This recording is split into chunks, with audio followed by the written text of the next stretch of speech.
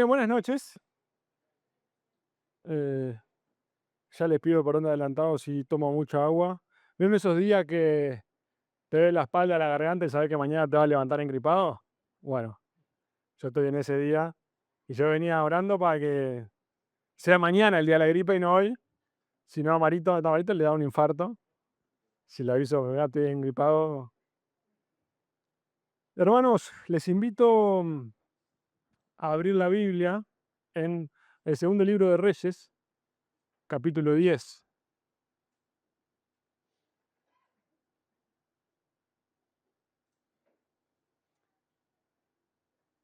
He tomado la costumbre porque me gusta, pero además se me hace más simple elegir qué hablar los miércoles. Estoy eligiendo personajes bíblicos, personas en las que podamos sacar algún aprendizaje que sirva para nuestras vidas. Y hoy eh, voy a hablar de Jehú.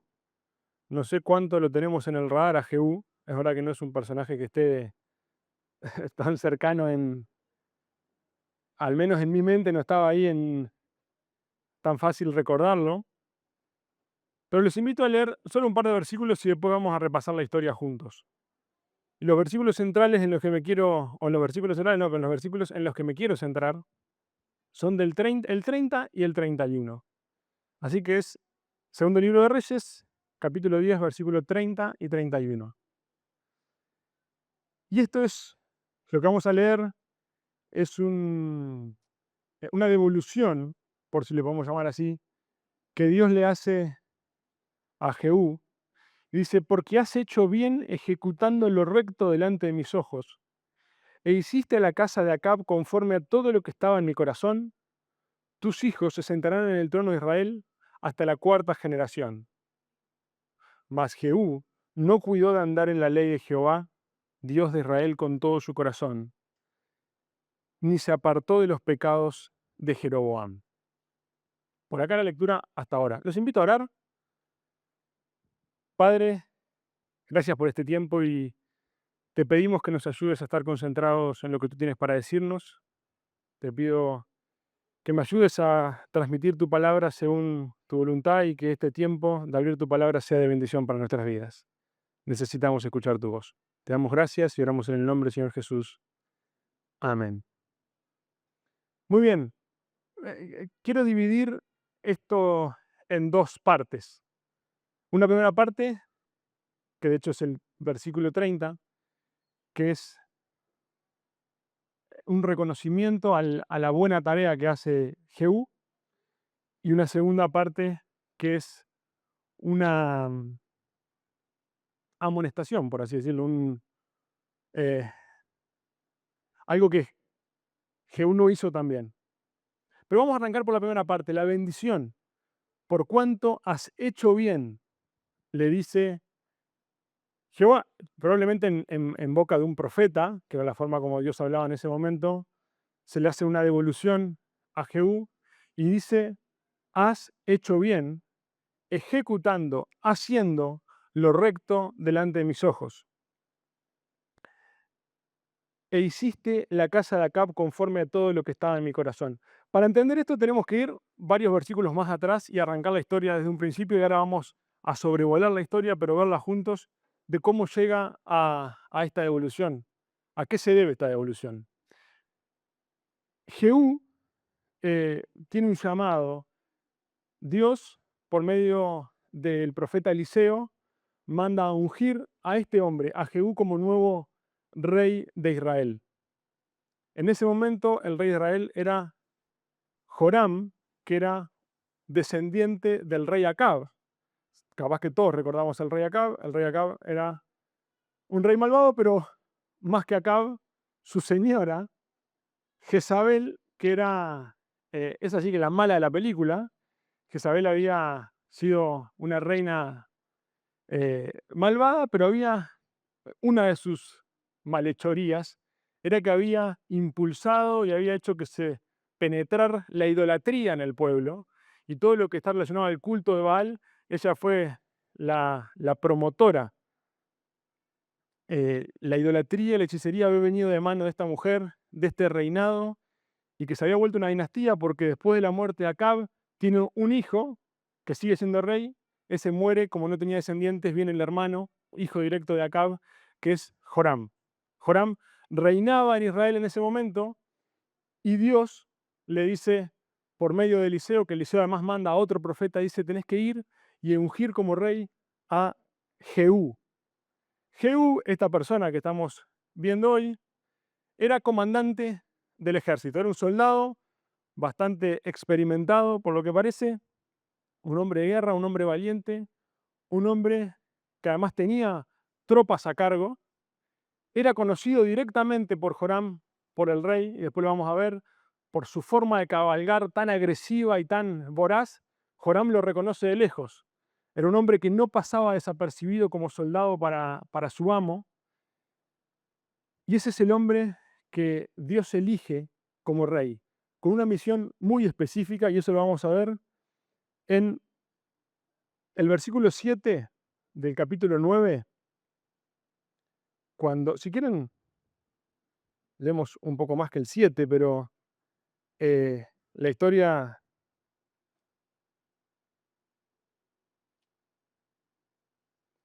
es la siguiente.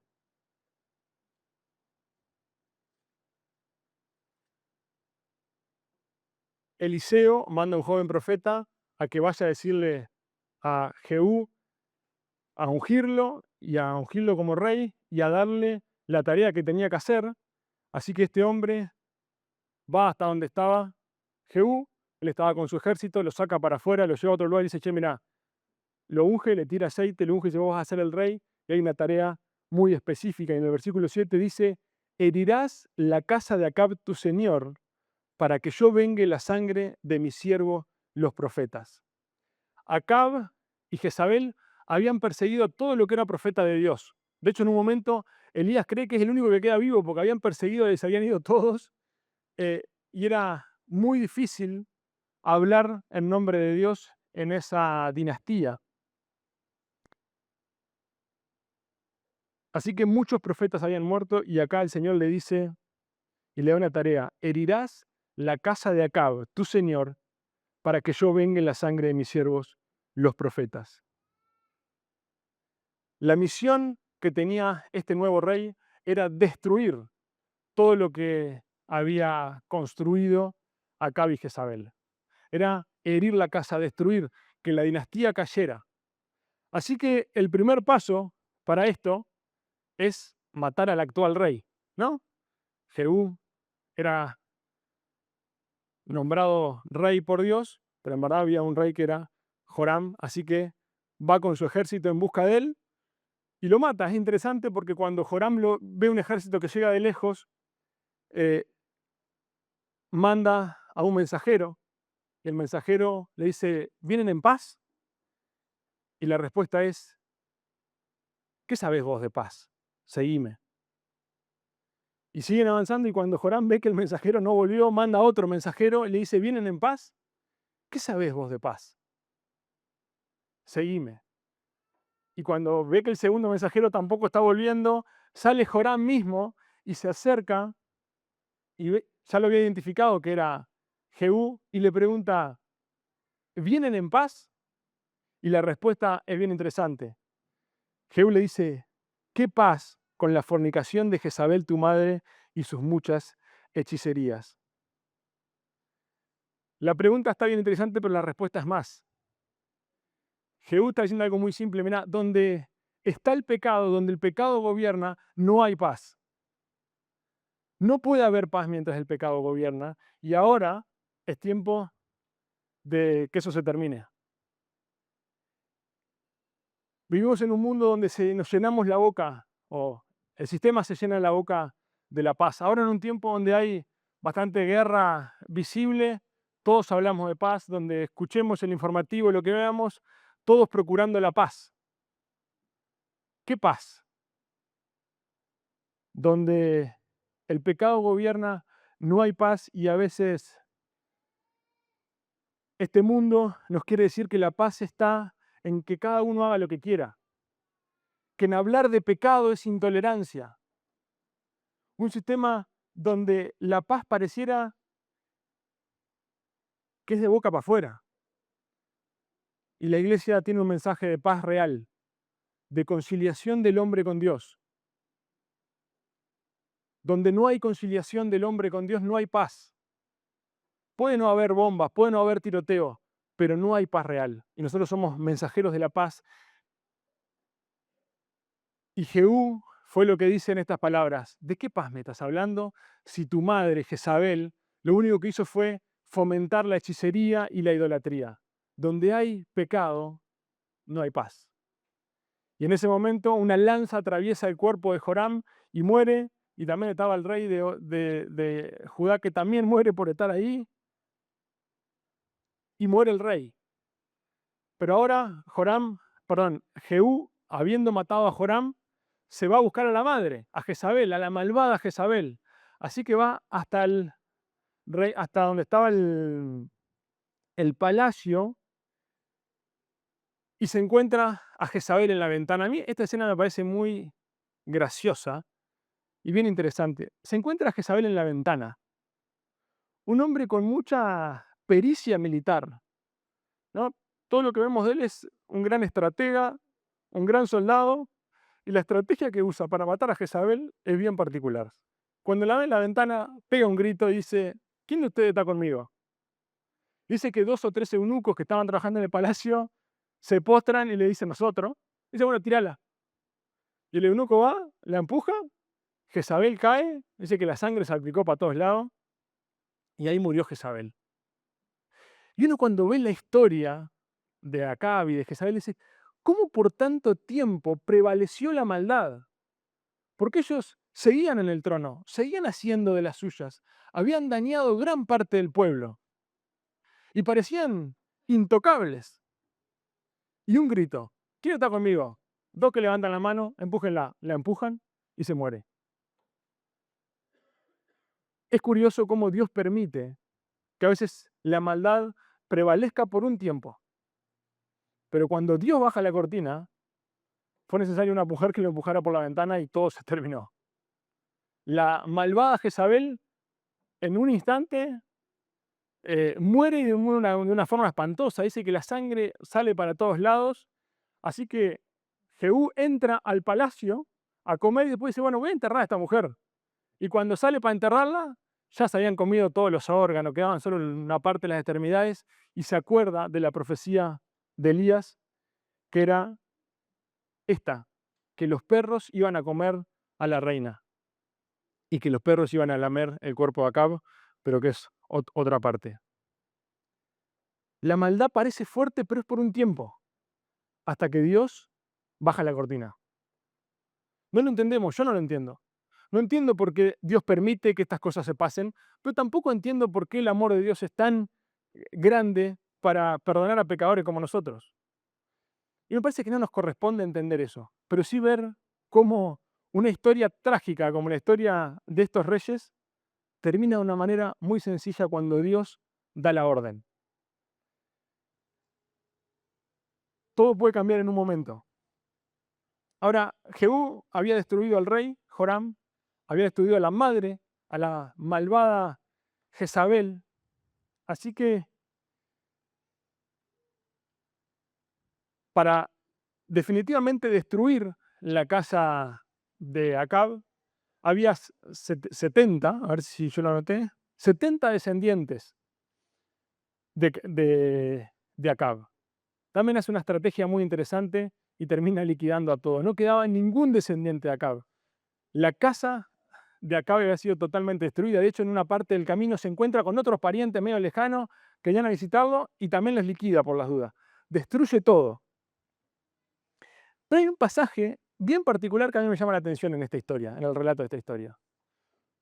Porque la historia nos muestra cómo hay un llamado a Jehú y cómo empieza a ejecutar el llamado, ¿no? Mata a uno, mata al otro, mata a los otros, pero en un momento hace una pausa que yo no entiendo bien por qué, pero vamos a analizarla. Y dice: en el camino, estamos en Segunda de Reyes 10:16, se encuentra con Jonadab, hijo de Recab. No tengo idea quién es. El punto es que hay una charla que queda relatada ahí que es: ¿vos sos recto igual que yo?, le pregunta Jehú a este hombre. Dice: sí soy. Bueno, si sos recto, vamos. Y en el versículo 16 dice, ven conmigo y verás mi celo por Jehová. Agarra a uno que capaz que se conocían de antes, y la charla es, che, vos sos recto, sí, bueno, si sos recto como yo, vamos que yo te quiero mostrar el celo que tengo por Jehová. El celo en hacer la tarea que Jehová lo había mandado. Jehú quería además mostrar ese celo y se van a hacer la última misión que le quedaba. Había matado al rey, a todos los descendientes del rey, a Jezabel, a los parientes medio lejanos también por las dudas, pero había dejado Jezabel algo que era el culto a Baal. ¿No? Muchas veces los reinados, los que están en eminencia, además de hacer algo en su periodo, meten en la cultura cosas que quedan con el tiempo, y acá había metido una nueva religión pagana, un culto a Baal que también la estrategia que usa es maravillosa. Miente y dice, agarra a unos sacerdotes de Baal y le dice, ¿se acuerdan de Acab que servía al rey Baal, al dios Baal? Un poroto al lado mío. Yo le voy a servir muchísimo más, dice Jehú. Y los convence de que él iba a ser mucho más adorador de Baal que lo que había sido el rey anterior, y los convoca a todos a hacer un gran holocausto, un gran culto a Baal. Y hace una carta diciéndole a todos los sacerdotes y a todos los adoradores de Baal que tenían que venir. Este era el momento porque era el gran culto, donde iba a estar él y su gente.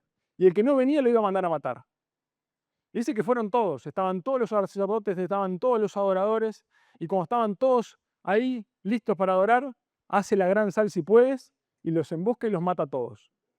Así que en un mismo lugar los junta a todos los adoradores de Baal y los mata, y después de matar a todos los que adoraban a Baal, destruye el templo, destruye las estatuas, destruye las columnas, no queda nada, y termina diciendo en el versículo 27 que habían construido ahí letrinas, es decir, baños públicos, mostrando el desprecio hacia eso, hacia ese Dios y eso que había, esa idolatría que había promulgado la reina Jezabel. Y cuando llegamos hasta acá, vemos 28, dice, así exterminó Jehú a Baal de Israel. Jehú tenía una misión, y vaya que la cumplió. Era el rey que con sus cualidades de soldado bien hábil tenía que destruir y herir para siempre a la familia, a la dinastía de Acab. Y así lo hizo, la misión se da por cumplido. Y por eso cuando leemos este versículo dice, has hecho bien, ejecutando lo recto delante de mis ojos. Ahora, el versículo 31 dice, mas Jehú no cuidó de andar en la ley no cuidó de andar en la ley de Jehová, Dios de Israel, con todo su corazón, ni se apartó de los pecados de Jeroboam. Ahora, yo tengo como segunda parte el fracaso de Jehú. La tarea que se le había asignado la cumplió, estamos de acuerdo, vaya que la cumplió. Ahora, el 31, que es el versículo que acabamos de leer, dice esto. Pero el 29, que es el versículo anterior, dice, Jehú no se apartó de los pecados de Jeroboam. Vamos a hacer un poco de historia para entender esto. Cuando fallece el rey Salomón, que lo mencionaba Marito recién, el reino se divide en dos, el reino del norte y el reino del sur. El reino del norte es Israel y el reino del sur es Judá. ¿Sí? Jeroboam I era el que había quedado de rey de Israel, pero tenía un problema político. Jerusalén había quedado en el reino de Judá. Y cuando iban a adorar tenían que ir al templo que estaba en Jerusalén. Así que, ¿qué estaba pasando? La gente se iba del norte al sur a adorar en Jerusalén. Y Jeroboam dice, pero acá tenemos un problema político, porque si esta gente se empieza a ir seguido para Judá, yo voy a perder poder político y en un momento me voy a tener que postrar ante el rey de Judá y vamos a estar todos dominados de nuevo por Judá. Entonces se le ocurre una idea. Dice, vamos a hacer lo siguiente. Vamos a hacer dos grandes altares que eran becerros de oro. Uno al norte, otro al sur. Las ciudades las nombra ahí, Ben-Betel y Endán. ¿Tá? Y hace dos becerros de oro. Pero lo interesante es que no hace una nueva religión. No dice, este es Baal. Dice así, en Primero de Reyes, capítulo 12, 28, dice, he aquí tus dioses, Israel, que te hicieron subir de la tierra de Egipto. Es decir, sustituye a Dios. Dice, los becerros estos fueron los que te sacaron de Egipto. ¿Quieren adorar a Dios? Acá lo tienen. Vayan a Dan, vayan a Betel y ahí los tienen para adorarlo. Así que encontró una religión, sustituyó a Amán, empezó a hacer cosas y bueno, los sacerdotes, sí, eso de que eran levitas capaz que no están así, vamos a poner sacerdotes que tampoco son levitas. Y creó nuevas fiestas, armó un nuevo sistema religioso que permitía que su poder político prevaleciera. Y así se mantuvo, hasta llegar a la época de Jehú. Y Jehú tampoco hizo nada. Esta era una religión que había diseñado muy inteligentemente Jeroboam, no para adorar a Dios, sino para que el sistema político de Israel se mantenga y no se caiga. Y Jehú era el rey. Y a Jehú no le convenía tampoco que se caiga el sistema político de ese momento. Si bien no lo aclara, nos podemos preguntar por qué no destruye los dos becerros de oro, ya que estaba tan empeñado en eliminar la idolatría. Bueno, hizo lo que Dios le pidió, pero la Biblia nos dice que no amó la ley de Dios con todo su corazón. Lo correcto hubiese sido que haya destruido eso, pero a veces es muy fácil para nosotros ir en contra de aquellos pecados que nos cuestan menos, que no nos complican. Pero acá ir en contra del pecado del pueblo, que además dice, muchas veces se menciona, es el pecado de Jeroboam que hizo pecar al pueblo. El pecado de un hombre que hizo pecar a muchos. Y Jehú termina siendo cómplice de eso. Y los 4 descendientes de Jehú siguen siendo cómplices de eso. Nadie atacó este nuevo sistema religioso para no destruir el poder político.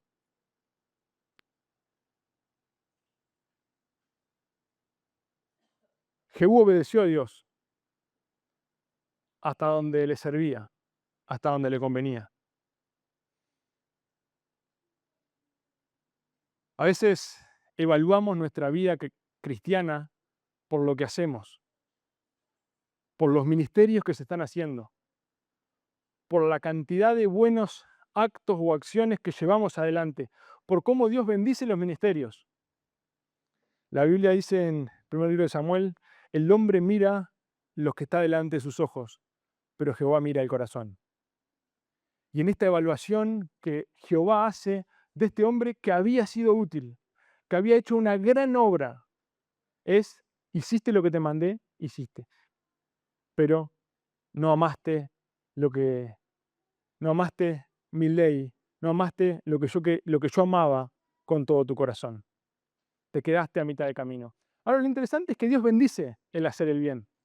Bendice el haber cumplido con la misión que tenía para él. Porque les dice, 4 generaciones van a generar una dinastía de Jehú. 4 generaciones que para el reinado del norte no era nada común eso. Nunca duraba tanto. Pero le da la bendición de que 4 generaciones permanecieron en el poder como reyes. No lo había hecho con el corazón correcto, no del todo, pero había obedecido y había llevado adelante lo que Dios tenía en su corazón, que era destruir la casa de Acab.